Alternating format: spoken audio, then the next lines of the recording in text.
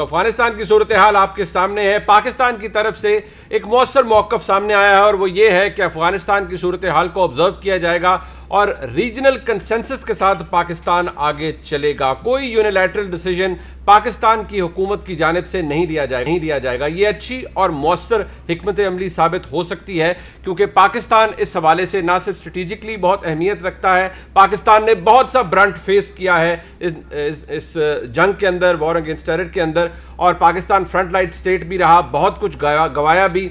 लेकिन अब पाकिस्तान की जो सूरत हाल है, हुकूमत का ये मौक़िफ़ वाज़े है, क्लियर है कि कोई यूनिलैटरल डिसीजन इस हवाले से नहीं दिया जाएगा। अमेरिका जो कि एक सुपर पावर है, अब इल्ज़ाम किस पर धर रहा है? वो अशरफ गनी पर धर रहा है और ये कहता है, अमेरिकी सदर ये फरमाते हैं कि भाई हमारा काम तो कभी भी अफगानिस्तान की तामीर और तरक्की था ही नहीं, और हमारा काम ये था कि हम अफगान नेशनल आर्मी को इक्विप करें, उनको पैसे दें, उनको असलहा दें, यहां तक कि तनख्वाहें भी हमने दी। लेकिन अगर वो रेत की दीवार साबित हो गए और लड़ना ही नहीं चाहते तो उसमें हम क्या कर सकते हैं? हम अफगानिस्तान नेशनल आर्मी के लिए वो नहीं कर सकते जो वो अपने लिए नहीं कर सकती। इस हवाले से आज के प्रोग्राम में इस बात पर डिस्कशन होगी कि पाकिस्तान के अंदर अफगानिस्तान की सूरत हाल को देखते हुए तमाम जो सियासी जमातें हैं, चाहे वो अपोजिशन के अंदर हैं या हुकूमत के अंदर हैं, क्या हमारे मुल्क में भी कंसेंसस पाया जाता है इस हवाले से या नहीं।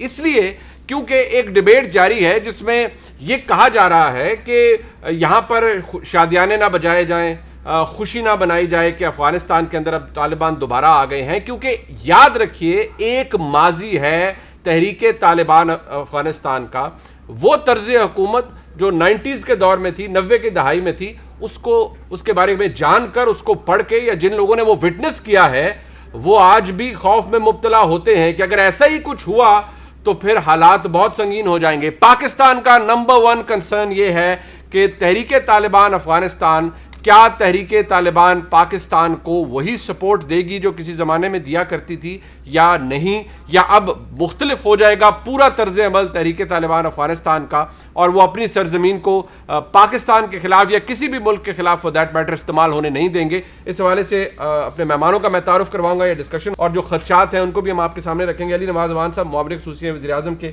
बहुत शुक्रिया आपका। अली साहब आपका।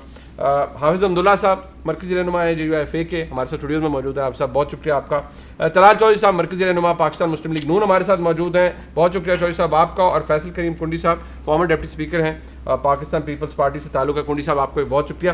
अली नवाज अमान साहब, देखिए अमरीकी सदर ने तो चले डाल दिया सब कुछ, जो भी है, ज़ाहिर बात है जब बहुत कुछ हो जाता है तो आप हाइंडसाइड पे किसी न किसी पे इल्ज़ाम डाल देते हैं। लेकिन क्यों लगता है अब पाकिस्तान पीपल्स पार्टी पार्लियामान के अंदर भी तीसरी बड़ी जमात है, यहाँ पर वज़ीर आज़म के किसी एक क्लिप को या शॉट को सामने रख के वो ये कहते हैं कि दहशत गर्दों की अपीजमेंट नहीं होनी चाहिए। वज़ीर आज़म पाकिस्तान माजी में तहरीके तालिबान अफगानिस्तान को या अफगान तालिबान को दहशत गर्द गर्दान चुके हैं, तो यहाँ से अपीजमेंट नहीं होनी चाहिए, हमारी बड़ी क्लैरिटी होनी चाहिए, जबकि हुकूमत की तरफ से क्लैरिटी है। पीपल्स पार्टी को यह खदशात आपको क्या लगता है आप दूर करने चाहिए? पार्लियामान का इजलास हो जाता है, टाइम बहुत गुजर गया, 20 साल हो गए, बहुत सारे इवेंट्स गुजरे इसके अंदर से। एक हैं तरीके तालिबान जो अफगानिस्तान की साइड पे हैं, और उसके ऊपर बड़ा तालिबान का पहले नाम रख दिया गया तालिबान खान साहब का। अब देखिए कहते क्या थे खान साहब, और उस वक्त आज कल जो बाइडेन भी कह रहे थे 9/11 के बाद कि अफगानिस्तान का कोई है ही पॉलिटिकल सोल्यूशन, कोई फौजी सोल्यूशन नहीं है। पहले दिन से प्राइम मिनिस्टर इमरान खान की बात कर रहे हैं। इसी बेस के ऊपर उस वक्त पीपल्स पार्टी, बाकी सारी जमातें, पूरी दुनिया, UN की रेजोल्यूशन, और वो जिस तरह 9/11 उन्होंने किया और जिस तरह उन्होंने कहा जी हाँ दहशतगर्दी है, हाँ जी सब कुछ है, इन्वेट करो, बमबारी करो, मार दो लोगों को, सारे दहशतगर्द, जज ज्यूरी एग्जीक्यूशन बने हुए थे।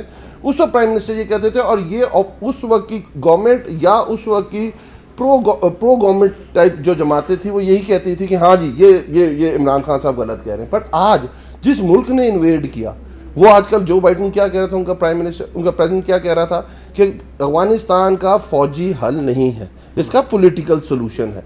उसके बाद ये मिक्स बताऊं क्या करते हैं कि एक 1991 में एक तरीके निफाज शरीयत मोहम्मदी बनी थी, सूफी मोहम्मद साहब उसको लीड करते थे, एक्स जमात इस्लामी थे वो, और उसके बाद 94 में मलाकट रिवॉल्ट भी हुआ था, इफ़ यू रिमेंबर, उन्होंने आके कब्जा शब्जा कर लिया था रोड्स के ऊपर और दोबारा उसको क्लियर कराया गया था, उसमें 98 में दोबारा हुआ था।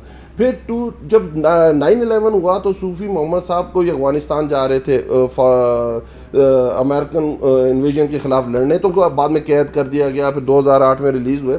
बात कहने का मकसद है वो एक अलग तहरीक थी, उसके ऊपर जो प्राइम मिनिस्टर साहब का उस वक्त का जो वर्जन था, जो आज भी है, कि आप दोनों चीज़ों को अलग तरह देखें। एक हमारा इंटरनल मैटर है, इंटरनल मैटर ये है कि जो सवात है ये प्रिंसली स्टेट है। 1967 के अंदर इलाके पाकिस्तान होता है, 1973 के अंदर पाकिस्तान के जो रूल्स हैं, जो रेगुलेशन, जो आइन है, वो इम्प्लीमेंट होता है और उसके खिलाफ थोड़ी सी रिजेंटमेंट आती है। लोग कहते हैं हमें अपना पुराना निज़ाम चाहिए, उसके ऊपर ये सूफी मोहम्मद साहब उसको लेके चलते हैं। और फिर 2006 में आपको याद होगा, मैं एक बात बता, उस वक्त तक कोई तालिबान एसोसिएटेड कोई चीज़ नहीं थी पाकिस्तान में।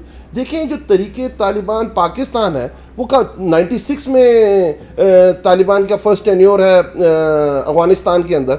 मुझे बताएं उस वक्त कौन सी तरीके तालिबान पाकिस्तान 2007 में है ना तरीके Taliban. Thank you very much. देखिए उसके बाद जब 9/11 होता है, उसके बाद तोरा बोरा आपको याद होगा, और उसके बाद अमेरिका आपको कहता है डू मोर, पाकिस्तान फोर्सेस पहले दफा थोड़ी से आपको याद है तोरा बोरा के बाद पाकिस्तान को डू मोर कहा जाता है। पाकिस्तान फोर्सेस उस हमारे पास 2800 किलोमीटर लंबा बॉर्डर है, हमारी फोर्सेस को कहता था उस इलाके में जो आज से पहले अनगार्डेड रहती थी, there is no fencing, there is nothing. उसके बाद रिएक्शन आता है, हमारी जो ड्रोन पॉलिसी है, जो हमारे सेटल्ड एरियाज के अंदर, हमारे पाटा के अंदर, अफगानिस्तान से रिलेटेड बॉर्डर के अंदर कैजुअलिटीज होती हैं, डामाडोला होता है। तो आप ये कह रहे हैं कि we have come of age, there is a clarity now, हम कोई अपीजमेंट नहीं कर रहे, हुकूमत पाकिस्तान दहशतगर्दी के हवाले से क्लियर है। क्लैरिटी हम ये चाहते हैं कि पुरअमन अफगानिस्तान, पुरअमन अफगानिस्तान, और जिसमें किसी की मुदाखलत ना हो, पाकिस्तान की भी ना हो, किसी की भी ना हो, या इधर से हो ना उधर से हो, बिल्कुल। अच्छा, जो इधर जितना भी तरीके तालिबान पाकिस्तान है वो किससे फंडेड थी? एनडीएस फंडेड थी। हम क्या कहते थे कि इंडिया का रोल है अफगानिस्तान के अंदर, इंडिया अपनी रूट्स बना रही है। जो बलूचिस्तान में कलभूषण पकड़ा जाता है उसके रूट्स कहां से? बट हम ये नहीं कह सकते कि तहरीके तालिबान पाकिस्तान का तहरीके तालिबान अफगानिस्तान से कोई ताल्लुक नहीं था। नहीं, मैं बात में देखें, फिर मैं ये बात करें क्लैरिटी के साथ देखें, अगर कोई गलत करता है उसे गलत कहा जाना चाहिए। हम ये कह रहे हैं कि पॉलिसी मैटर क्या है। पॉलिसी ये है, सिंपल एज दैट, कि 9/11 के बाद अफगानिस्तान के अंदर पॉलिटिकल सोल्यूशन है, फौजी सोल्यूशन नहीं है।